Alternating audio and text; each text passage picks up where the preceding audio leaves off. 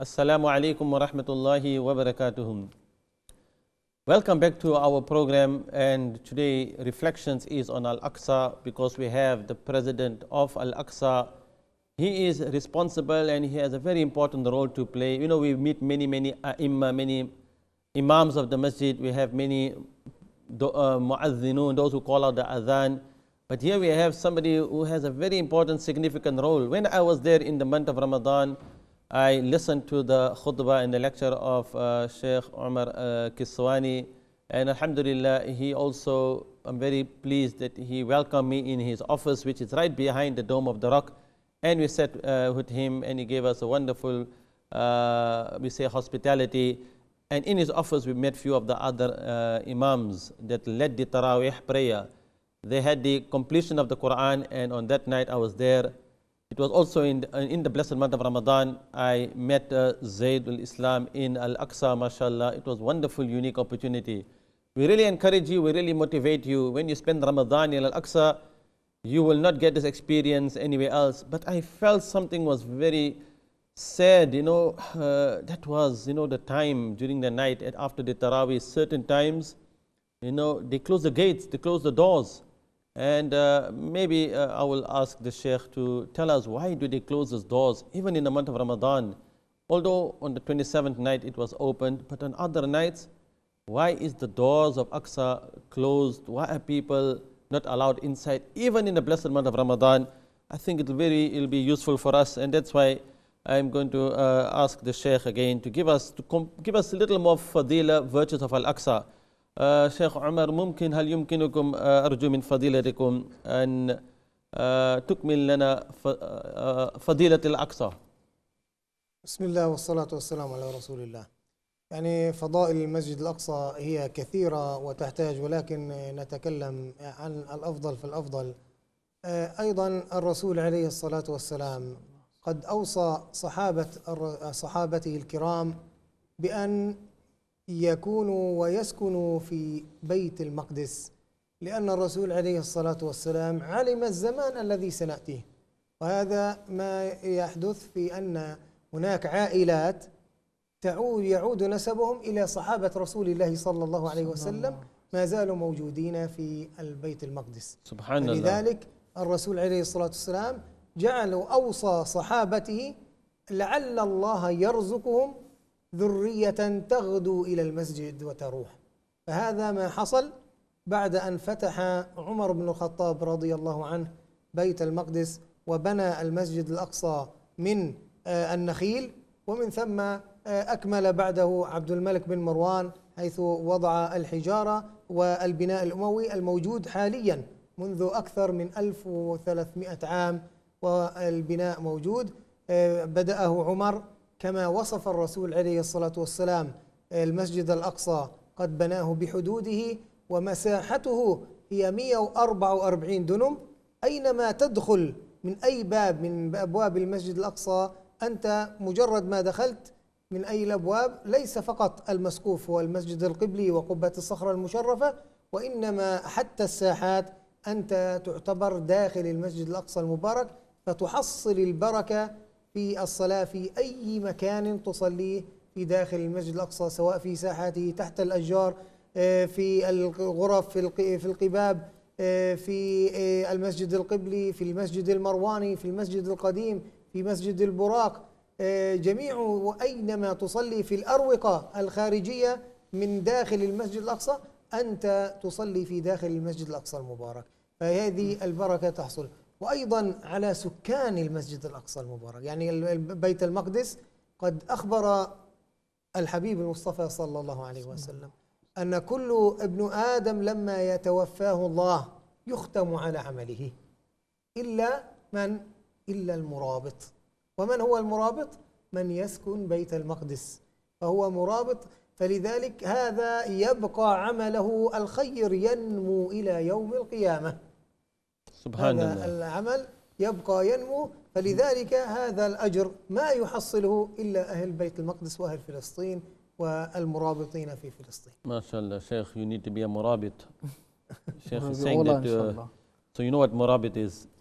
MashaAllah. This is a very important point that was highlighted, really, there's so much of information, so much of ilm, so much of knowledge that the people in Al-Quds have with regards to this masjid, because we take it for granted. The Shaykh was explaining that even the Prophet ﷺ, he actually gave like a, wasiyah. He encouraged the Sahaba, the companions, to go to Masjid Al-Aqsa, to stay there. They will get their rizq and sustenance from Allah. And up until today, there are families that have their lineage right to the companions of the Prophet ﷺ. In fact, I would like to add, when I visit Al-Aqsa, there is the maqbara, of Shaddad ibn Aus, Ubadah ibn Samit, or Shaddad ibn Aus. Yes, if you visit Al-Aqsa on the eastern side, visit the maqbara Rahma. Yes, that is the graveyard, that is a cemetery. The Sahaba buried there, because Shaykh is explaining that there are families which have their lineage directly with the companions of the Prophet ﷺ. And indeed, we see that the people, here you have Umar ibn Khattab. He is entering Jerusalem, and in the 16th year after Hijrah, he establishes the masjid there. So what we have today, the Musalla al-Qibli, it was the simple masjid made with the date palm trees. Think about 16th year after Hijrah, over 1,400, how many years ago.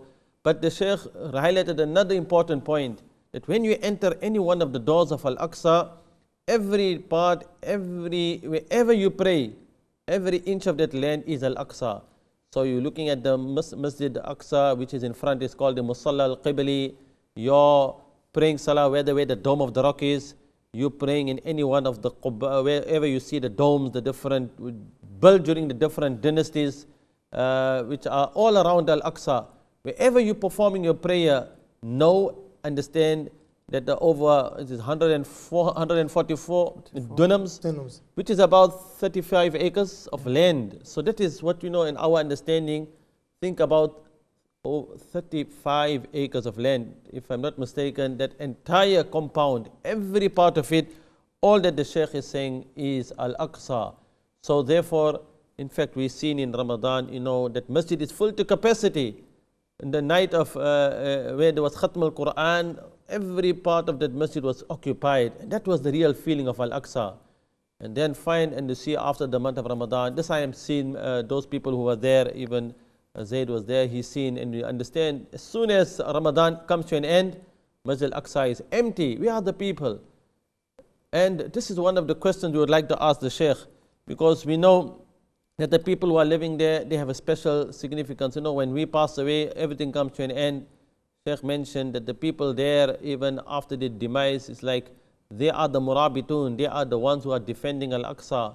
So their a'mal and those people who are standing, those who are really defending Al-Aqsa, this will be recorded in the book of good deeds right up till the end of Qiyam. It's like, they will have that barakah, they will have the rewards increased. Allah Ta'ala knows best.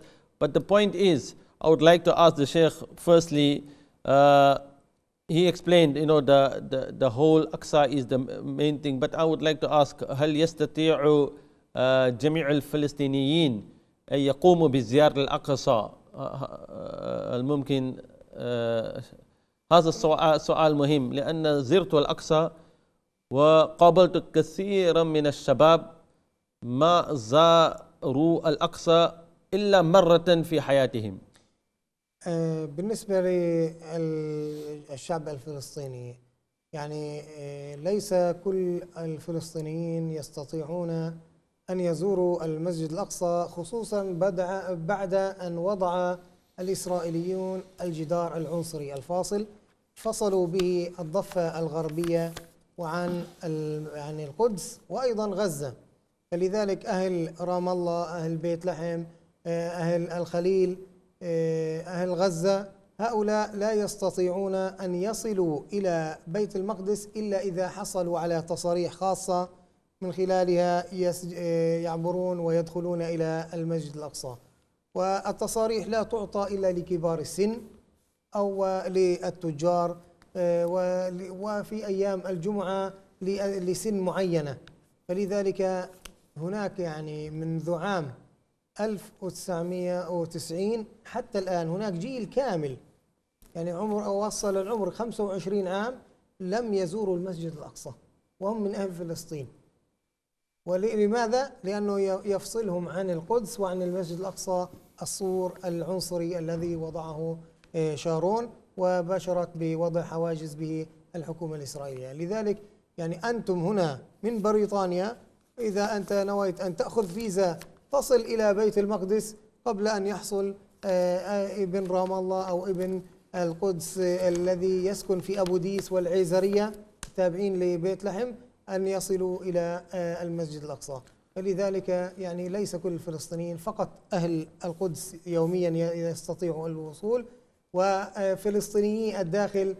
وكم عدد المصلين يوميا؟ كم عدد المصلين يوميا يصلون؟ يعني أهل بيت المقدس، تعداد أهل بيت المقدس 350 ألف نسمة هؤلاء المسلمين، وليس جميعهم يحضرون لأنه معظمهم يكون في أعمالهم. لكن هذه الجمعة، يعني الجمعة الحالية الذي تمنع فيها الضفة ومن الدخول إلى المسجد الأقصى، يصل العدد إلى 15 ألف في يوم الجمعة. أما في الأيام الحالية إذا 3000 4000 فقط من يتواجد من الفلسطينيين في داخل المسجد الأقصى. فلذلك نحن نعول أن نقول دائما يجب أن يكون هناك السياحة الدينية لأهلنا في جميع أقطار العالم، في بريطانيا، في جنوب إفريقيا، في جميع دول العالم الإسلامية، يشدون الرحال إلى المسجد الأقصى حتى يعلم كل العالم أن المسجد الأقصى ليس فقط للفلسطينيين، إنما هو ل1.17 مليار من المسلمين. فهذه مسؤولية 1.17 مليار من المسلمين ليزوروا ويشدوا الرحال إلى المسجد الأقصى، ومن أجل تطبيق حديث الرسول صلى الله عليه وسلم بشد الرحال إلى المسجد الأقصى. Yes, indeed, and that was another important point that Sheikh highlighted, because we raised the issue, and is it possible for all of the people who are in Palestine to visit Al-Aqsa? So we were given this response, and really sadly, people who are living in the West Bank, people who are living in Gaza, people who are living in Ramallah, even the people who are living in Al-Khalil, in Hebron, they cannot visit Al-Aqsa except that they have to have a special permit. So this is the condition, they have a special permit, and in fact that special permit probably, I've seen myself, a permit may be allowed except the day of Jum'ah. So they may come there maybe 1 day, 2 days, and then in fact what has been highlighted, that the people that are living there, it could be an entire generation, 25 years of their life gone, they have never visited Al-Aqsa. You and I, we are able to visit Al-Aqsa, we are able to travel there, but the people who are there, the Palestinians, and who is the ones who can visit? The people who are living in Jerusalem, Ahlul Quds, people who are surrounding near the Al-Aqsa compound. So even if they are about 350,000 or عدد السكان حول القدس تقريبا 350,000. Yes, but from there you may get possibly, on a Friday, maybe 15,000 people performing the prayer Jum'ah. But the point is, given that there is so much of restrictions, given that the walls have been built, the separation walls, people are not allowed to perform Salah there. Otherwise, this place would have been packed to capacity. So it's because of that, the numbers of the Palestinians and also the constant harassment and the wall that was built in the time of Sharon, and all of these issues has contributed to the ever decreasing number of Muslims, Palestinians performing their Salah. And recently, in fact, before the Sheikh also mentioned that now for the Palestinians, for the sisters, those that are coming there, they would need to present their ID, and then that is kept at the door. So this is all part of trying to demoralize, trying to stop people from performing. So what the Sheikh really pointed out, that the people living here in the UK, and alhamdulillah, brothers like Zaid, mashallah, I would just like to add, since he is sitting here, taking groups and groups of people to go there, and this is happening quite frequently. So this is a really great effort, because whatever the reason, motivating people, this could be man dalla ala khairin, inshallah, falahu mislu ajri fa'ilihi. Probably Sheikh has inspired so many people, and you are visiting, he will also get the reward, because you are now fulfilling an important sunnah from the hadith of Rasulullah sallallahu alaihi wasallam. لا تشد رحال. They don't undertake any journey of worship except by visiting these masajid. So what is so significant? People who are living in South Africa, in Britain, and people who are able to travel, when you go there, then you are sending a very clear message that this masjid, it does not belong only to the Palestinians, it belongs to all of the millions Muslims in all other parts of the world. So we have over 1.5 billion. But the point is, Sheikh is highlighting that when you visit, it's a very strong message. Go there with the intention that you are visiting Masjid Al-Aqsa. And that is how you're going to defend Al-Aqsa, because if you don't visit, that means it's an indication that you have no, it's like saying, oh, there's nobody performing prayers there. But when you go there in your thousands, in your millions, then think how you see Makkah and how you see Medina. We want the same to be with Al-Aqsa, inshallah. So Shaykh, أنا أريد أسألكم أن أنت ما شاء الله مدير في الأقصى، فالسؤال إدارة الأقصى ماذا تعني به؟ إدارة المسجد الأقصى يعني عندي أنا 5 أقسام رئيسية أديرها. قسم الحراسة، وهذا قسم الحراسة هو أكبر قسم في المسجد الأقصى، الحراس على الأبواب المسجد الأقصى وفي الساحات وفي داخل المسجد الأقصى.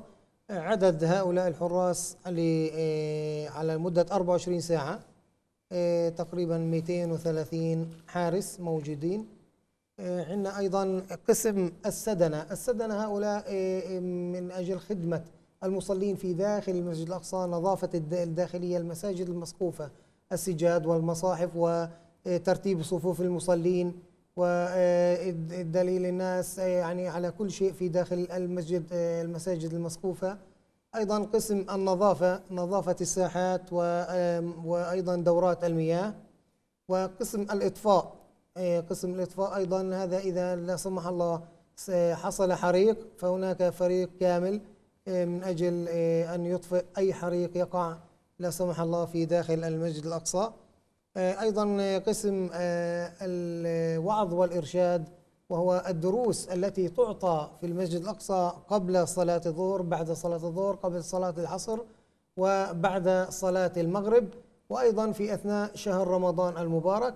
وأيضا الذي يرتب الخطباء، يعني ترتيب الخطباء، من يكون خطيب الجمعة هذه والجمعة التي تليها، والدروس التي تسبق صلاة خطبة الجمعة. فهذه الأقسام باختصار التي نقوم بإدارتها في داخل المسجد الأقصى المبارك من خلال إدارتي للمسجد الأقصى المبارك. مجموع الموظفين تقريبا 350 موظف، جميعهم تحت إدارة المسجد الأقصى، ناهيك عن دائرة الأوقاف كاملة التي هي تابعة للمملكة الأردنية الهاشمية. تقريبا جميع الموظفين في المساجد في القدس، عندنا 105 مساجد غير المسجد الأقصى تتبع لمديرية الأوقاف في الأردن. وأيضا الموظفين إدارة الحج والعمرة وغير ذلك، هذه يبلغ عدد الموظفين 1080 موظف حتى الآن في مديرية أوقاف القدس التي تابعة هي للمملكة الأردنية الهاشمية.